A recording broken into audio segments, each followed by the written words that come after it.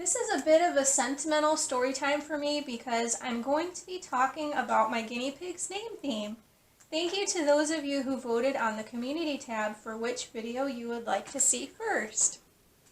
Ollie is here with me to start. This is a long story, so if he gets bored, I'll switch to Remy. But I hope you're ready for story time. Maybe snuggle a pet or get a bite to eat. This story starts with a cat, but I promise it's about guinea pigs. It goes back to when I was a little girl and we had a pet cat. I was too young to remember it, but our family and our backyard neighbors rescued this stray cat named Smokey, and she lived outside. This was back during a time when it was common to let cats live outdoors. She had a good life with 2 families loving her and 2 yards to play in, although another neighbor made it clear Smokey wasn't exactly respecting lot boundaries. One day our parents shared with my brother and me that our dad had taken a job in another state and we would be moving. We were asked if we had any questions.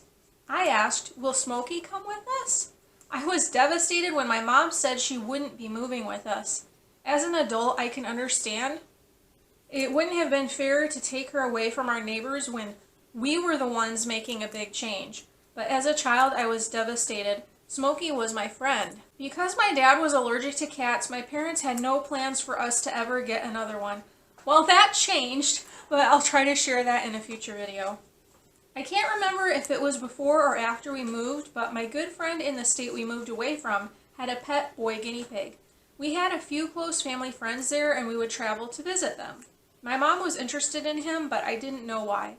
It turns out she knew how much I missed having a pet and was researching and making plans. One Christmas, I woke up to a strange-looking thing under the Christmas tree. It was a homemade cage. I can't recall if a guinea pig care book was inside the cage or wrapped up, but I got that too. My mom explained that she had looked and finally found and reserved a female guinea pig for me. The guinea pig was too young to go to a new home yet, but she would be ready the following day. In the meantime, my mom wanted me to read the book first and make sure I felt ready to have a pet. She said she would help me with the care of the guinea pig. I know it's not advisable to give a child a pet for a gift, but I think my mom handled it in a pretty responsible way. She also knew that I had had a pet and was missing my pet. I also had at least 1 goldfish at the time and loved animals. Well, you can probably guess, I read that book right away and was so excited to get a guinea pig. In reading the book, I learned that the guinea pig would likely be shy and need to be tamed. My mom loaned me her baby name book, and I looked through for names that would fit the guinea pig's personality. I believe I found 2 names that said they were connected to shy. I can't remember the second one, but the one I liked was Violet. My mom wasn't convinced. "That's an old lady's name," she said. But that's the name I liked. I thought it was so cute, and that's what I named Violet. Violet was with me through so many hard times, dealing with my parents and my health issues. She was there with me as I grew up. She lived nearly 9 years. When she was old and her health was failing, I decided not to have a guinea pig anymore. I figured they would all be the same and it would be too sad. Wow, I didn't know too much about guinea pigs having individual personalities, did I? I switched to rabbits, but to pay homage to Violet, I chose to name them in honor of her name. Can you guess? They were named after flowers.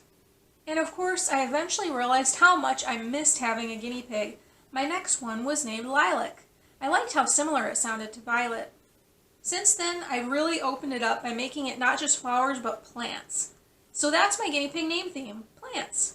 By opening it up to plants, there are almost limitless possibilities. I'll share examples of what I mean with my 2 current guinea pigs. Remus came with his name, but I didn't like it. I think I tried Odie for a bit, oat, with IE added at the end. But in the end, nothing seemed to fit him but Remus. So I thought, well, maybe there's a plant named Remus. I might as well check. And there was. His full name is now Primula auricularemus. Who knows if I pronounced that right, but I don't remember that name or call him that anyway. Then there's this guy, Ollie. He also came with a name, but I didn't like it. I wanted an Ollie. The only plant I could think of is olive tree, but olive sounds like a girl's name. I mentioned that to my sister-in-law, and she said, "What about oleander?" It's really oleander, but I thought that was such a cute name. It sounds like a first name and middle name, Oleander. Then there's a famous classic comedy duo called Laurel and Hardy. Their names were Stanley Laurel and Oliver or Ollie Hardy. I wondered, is there a plant named Stanley? And sure enough, there is a Stanley plum. But Laurel is already a plant itself. You can see where this is going. Maybe one day there will be a Stanley to go with my Ollie, but not now because it's not a good idea to have 3 boy guinea pigs in one cage. So that's my name theme. I love how they all link back to that thoughtful gift from my mom, my very precious Violet. I would possibly never have had guinea pigs if I hadn't moved away from my cat. So what was a sad thing led to something very special. If you have a guinea pig name theme, I'd enjoy hearing about it in the comments. Or if you have a story about how you named one of your pets, please share that too. I can't believe Ollie lasted for the whole video, but good job, Ollie. Thank you so much for watching. If you enjoyed this video, please like, share, and subscribe. Doing that helps this channel so much. Have a great day. Bye!